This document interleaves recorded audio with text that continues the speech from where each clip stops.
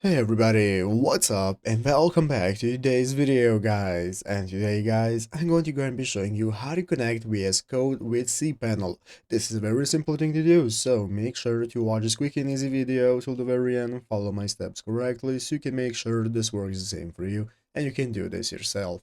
But yeah guys, let's get straight into it. So the first thing we need to do is to go ahead and open up the official cPanel website right here, cPanel.net, and after opening it up, you'll be greeted by the main page right here, which is the home page, where in the upper right corner you can get started with logging into your account. So if you do not already have an account, you can go ahead and register for a new one. So go ahead and create an account if you're not already, and get started with using cPanel. So after you create your account, you can log in successfully, and after doing so, you'll be greeted by the home page that is going to look like this. This is going to be your cPanel menu, where you can get started with accessing all the info that you have regarding your hosting. You have all your options right here for your files, file manager, and so on. And now you can get started. So basically, as you can see in this article right here that is written on register.lk, how to push your code from cPanel to Visual Studio Code and vice versa. Basically, we can follow the steps right here, where first we're going to go and be setting up an FTP account. So once you have set up your FTP account and created it, you can log in. After that, we can install the FTP simple extension in VS Code. So you can follow all the steps right here.